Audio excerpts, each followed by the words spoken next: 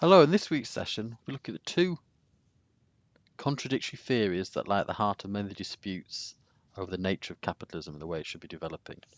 We look at the stakeholder theory and at shareholder theory. Your key learning objectives from this series of videos are: be able to understand who your key internal and external stakeholders are. Understand how this theory has developed over time, because its roots in history are quite important to understand its nature. It's a theory often quoted and often misunderstood. Evaluate how effective it has been in actual development of governance. After all, remember, the point of this course is to understand not only in whose interest should organisations be run, but how do we make them be run in their interests. So if you only decide that stakeholder theory is the way that companies should be run, how do you then make it effectively done so that way? I'm going to compare stakeholder theory and contrast it with ownership-based and other governance methods. Because we'll also be looking, of course, over this series of lectures, the shareholder value. This is the opposite theory. This is the one stakeholder only counts theory. And the idea that you should always prioritise the needs of your shareholders and should attempt to generate as much value and wealth for them as possible. And in doing this, we'll be looking at the initial works of Milton Friedman and trying to make sure that you can identify and understand the key arguments. And once you've done that, we need to evaluate it. And one of the most important criticisms of Friedman's shareholder value we're going to look at is, again, comes back to the argument. You can decide that shareholder value is the important thing, and in fact, companies should be running the interests of shareholders.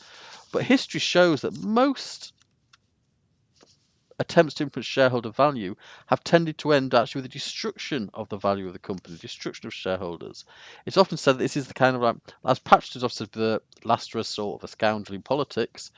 Well, in business, the last resort of the scoundrel is to claim that actually what they're doing is in the interest of shareholder value. And finally, we're going to have another clear look at the group that I've mentioned a few times so far on this course, which is the new capitalists and why they are so important to our arguments. So, stakeholder theory, well, its modern creation is very much a guy called Will Hutton. Will Hutton was very much associated with New Labour and the Third Way politically, and also with elements of Bill Clinton and triangulation. His work was semi-academic at best. He's actually a master of a college in Oxford now, but even so, to say that a lot of it was popular work. He wrote. He was a journalist. He wrote a lot of work that was designed about dealing with politics, and the idea was that he came to prominence during the very first New Labour government around the late 90s, and his book, The Stakeholder Society, published in 1998, was very much taken on board by that particular group. Former leader of the Labour Party, there were two leaders before Tony Blair, Neil Kinnock, who was European Commissioner, but was also leader of the Labour Party from 1983 to 1992, was very much believed that Will Hutton believes that economic activity and decisions should be made compatible with the well-being of human society by using the power of democracy. His special talent is to explain lucidly why this should happen, to show rationally how it can happen, do both tirelessly. The Stakeholder Society proves that again. Other political and economic competencies provide analysis. Hutton offers real answers too. It was very much in the idea of New Labour. It rejected the old ideas of nationalisation. It rejected the ideas of state ownership. It rejected socialism. And what it actually said was that actually there was competitive advantage within capitalism. That there was a competitive advantage with capitalism for dealing with all stakeholders. And in a way, it was a retreat for the left. With the fall of the Soviet Union, most of the left in the West lost its main raison d'etre. Even those things that claimed to be anti-Soviet, there was many of the things that were brought by the Soviet Union. But also it's true that many of the leaders of the West, fearing a Soviet-led revolution, were more likely to compromise and offer compromises. But in fact, with the previous history of the 80s had been the final conflict between Reaganite and Soviet ideas, triumph of Thatcherism, and this, of course, as Margaret Thatcher herself said, her greatest triumph was the creation of New Labour, in that she actually managed to make it impossible for anyone to hold opposing views, or at least at the time she believed this. So as we see in recent history, all things come round again. Before it will happen again. What were the motivations for this theory then? Well, let's be clear, this was about solidarity capitalism. It was evolutionary, not revolutionary. It is part of multiple proposals for solidarity reforms in capitalism. It underlined ideas of a future evolutionary state of capitalism where capitalism embodies social values. It was not about overthrowing capitalism. It was yet another case of a liberal movement to save capitalism from itself. So it pretty much laying in the history, political principles of Burl, etc. But it actually had much older origins than this. The principle, it goes back much older than agency theory, but actually for many, many years as shareholder value came to the fore, agency theory came to dominate the corporate governance literature. So the idea of how to run governance simply became an idea of it. So it's like the argument has been solved. There's a kind of end of history idea. The argument's been solved. Companies are running into their shareholders. Agency theory dominates how we do that. The actual initial US legal term was actually associated with gambling and mining. A stake was either the amount that was put in gambling, and the stakeholder was actually a neutral party who held the stake for the two sides of the bet and decided in the end who had won the bet and who received it. Or in mining, where you could actually create a stake out to a portion of land in gold mining, which was there for yours, and you had the exclusive right to do that. Rich T. Freeman brought this up as the initial idea, and he produced a book in 1984 called Strategic Management: A Stakeholder Approach. How do you actually use it? Well, the first thing you need to look at is define who are the specific stakeholders of a corporation. Attempts to research on which groups are stakeholders of a corporation and thus deserve management attention. In short, it attempts to address the principle of who or what really counts. It looked at the salience of all these parties, and once you've actually decided who counts most. The traditional input-output model of the corporation, the firm uses the inputs of investors, employees and suppliers to convert inputs into usable, saleable outputs, which customers buy in return to the firm some capital benefit.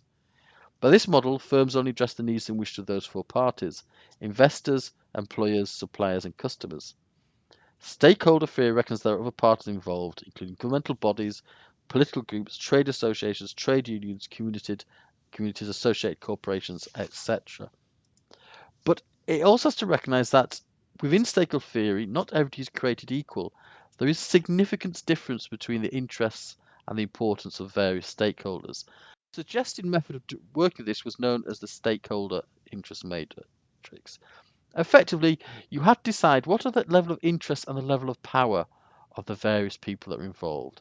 And they break it down into four areas: key players, people who are both high power and high interest, people with high power and low interest used to keep satisfied, and sometimes this would actually be keep satisfied by making sure they didn't want to get involved. So for instance, regulatory capture.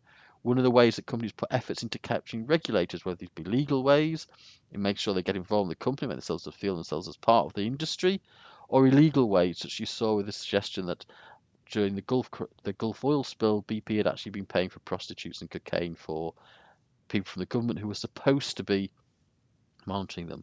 You actually want sometimes to keep you satisfied. For instance, an example of this would be that the regulators in the City of London had high power around about 2006, 2007.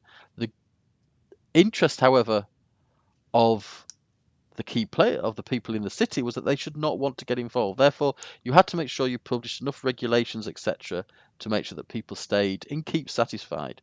If they stopped being keep satisfied, people with high power might begin to have high interest, and therefore trouble might be informed. You also have the problems, therefore, of keep informed for people that have high interest but low power. You want to make sure that perhaps they know what's going on, but you don't really want them to get too closely interested. And the final group, low power, low interest, minimal effort. But it's also important that you don't ignore them completely. So for instance, if people go from C to D, things can get very bad very quickly if they're regulators or government interested politicians. And also in the public sector, lobbying campaigns can also raise a low interest in the public matter. And organising pressure groups, for instance. So, for instance, your local population may have a high interest and low power. But if they form themselves into a pressure group or into a union, maybe they'll become more powerful and go from being someone that you just want to keep informed to being a key player you have to deal with. So you may have your own interests. You want to make sure where people stay and what people's interests are. So this ultimately started to re-emerge there.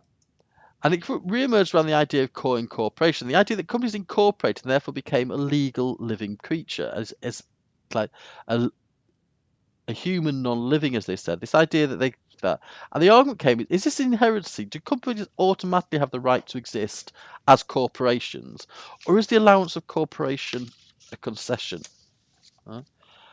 By around 1820, perpetuity, i.e. the right to exist forever, immortality, corporate immortality, and limited liability, the idea that you only had to return what you'd agreed to pay up to buy the shares in the first place, you didn't have to pay up for any things, had become normal.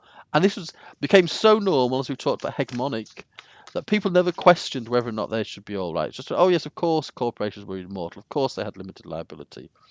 But around the 70s, 1970s, questions started to be asked. And the idea was, actually, if these corporations had been granted these legal rights, they've been granted the right not to repay their debts, the right to live forever, then surely, actually, there should be something that came back. And so the idea was that, actually, these companies are doing short-term profit maximization, but actually, shouldn't they be looking at something more long-term, more interesting into the corporation? If we decide this is the fact, how do we enforce it? For long periods of growth, capitalism, the corporation delivered benefits to everybody. But with the decline in the 70s, questions started to be asked. A papering over the conflicts which allowed satisfying behaviour in the name of long-term profit maximisation against only allowing short-term profit maximisation for shareholders' benefit began to fall apart. So what has this done? Well, we then started to have a more modern version of this. And this is the one that Will Hutton brought out and others. The idea was that companies are, as we saw in transaction costs, they are a nexus of multilateral agreements. There are a lot of people continually negotiating and renegotiating agreements, either legal agreements or informal agreements. But these informal agreements can be very binding on a corporation. Some of these deals fall within the company, and some of them actually handle relationships between internal and external stakeholders. Again, they could be formal relationships, they could be informal, maybe formal with suppliers, maybe informal with local governments or local people, etc. So we have this mixture of informal and formal rules, and once you know these rules, you ignore them at your peril. This is the argument of stakeholder theory, that a company which has spent a long time perhaps evolving as a method of working with its employees and with its other stakeholders, if it starts to actually break these historical rules, then actually it can become very difficult, very unprofitable, in fact, for companies. And so the rules in social settings constrain strategic possibilities. The decisions you make are limited by the fact, the agreements and the ideas that you have espoused. You cannot just change these when and it suits you.